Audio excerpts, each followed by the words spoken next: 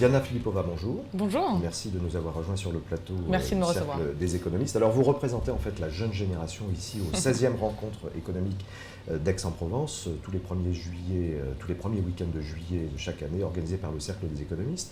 Vous avez créé en 2012, alors j'allais dire start-up, mais c'est plutôt une association. Vous allez nous expliquer d'ailleurs WeShare. Qu'est-ce que c'est WeShare?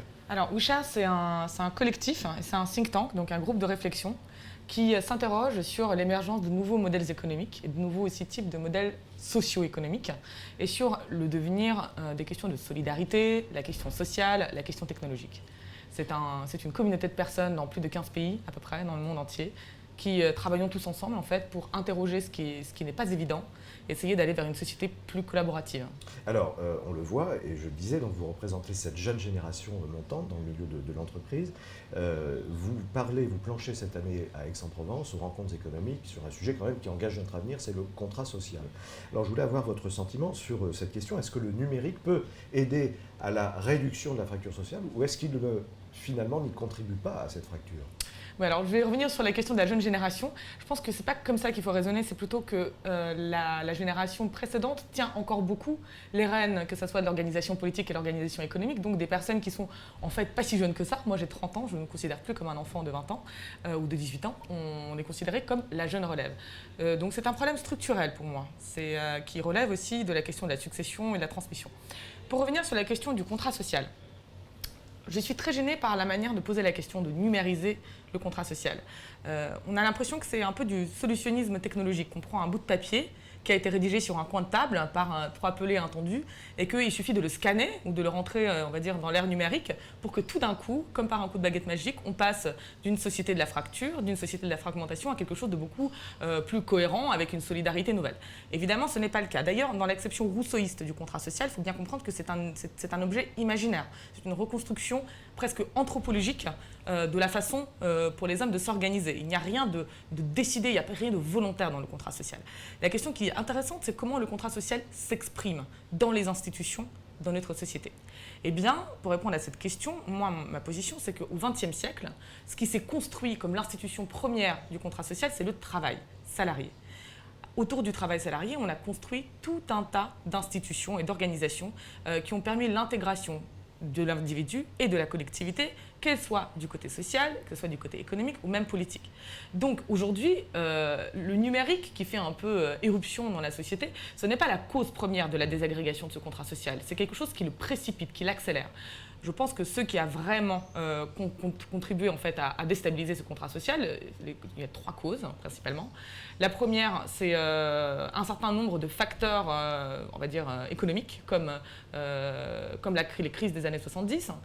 Deuxième facteur, c'est l'action politique qui s'est concentrée depuis 40 ans sur des politiques d'austérité et de retour à la croissance et au plein emploi, quel qu'en soit le coût.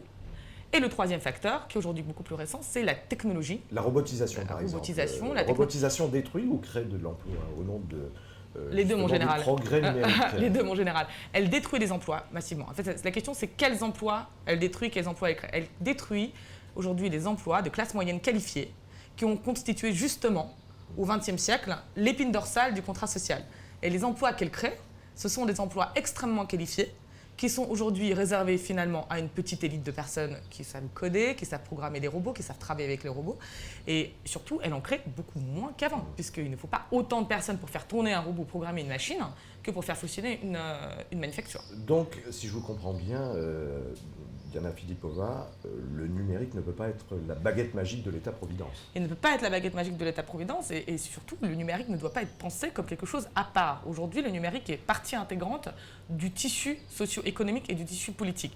Je pense qu'on ne devrait pas avoir un ministère seulement du numérique, mais une direction du numérique dans tous les ministères, de toute façon, et que cette question-là soit considérée au même niveau de débat politique que la question sociale.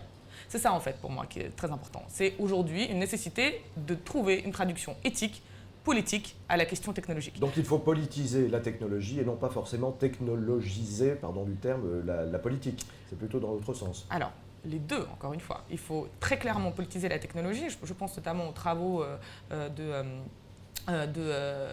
j'ai perdu son nom, de Morozov, de Evgeny Morozov, qui est un penseur justement très technosceptique, qui qui lutte contre le solutionnisme technologique, qui consisterait d'une baguette magique ou d'un coup de clic à régler toutes les questions aujourd'hui. Non, on ne peut pas régler la question de l'emploi seulement du point de vue du numérique. Il faut la régler en repensant les institutions, en refondant une nouvelle solidarité. Mais en même temps, aujourd'hui, clairement, le politique est complètement déconnecté, enfin en tout cas en grande partie déconnecté du monde technologique, ne serait-ce que parce que les structures administratives, les structures de ce qui fait tourner notre État, on ne peut pas vraiment les numériser d'un coup, parce que ça consisterait en réalité, comme des politiques publiques de modernisation trop brutales, à casser un ensemble de choses sans avoir rien reconstruit derrière.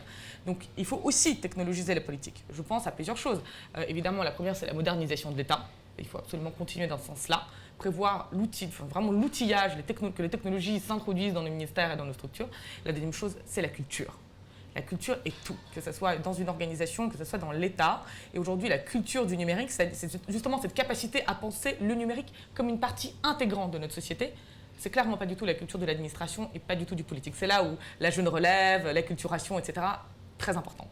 Et enfin, la troisième chose, c'est évidemment se poser la question, quelles sont les politiques de demain pour des nouveaux modèles socio-économiques et pour refondre notre solidarité. Et là, en fait, on rentre dans l'arène politique. Là, il ne devrait pas y avoir d'accord sur ce sujet-là parmi la gauche et la droite. Et je ne crois pas d'ailleurs qu'aujourd'hui on assiste à la fin de la gauche et la droite, mais juste à une espèce d'accalmie par manque d'idées qui va être le prélude d'une nouvelle polarisation demain. À la question comment est-ce qu'on refonde les institutions sociales, il ne peut pas y avoir d'accord entre plutôt des libéraux et plutôt des conservateurs, d'une certaine façon. Je pense, moi personnellement, qu'il faut repenser la solidarité, notamment entre les nouvelles formes de travail indépendant, travail freelance, travail à la demande. Il y en a énormément aujourd'hui, les travails en miettes, et le salariat beaucoup plus classique. Eh bien voilà donc proposition, force de proposition. Merci pour le message Merci à qui vous. sera probablement entendu. Diana Philippov.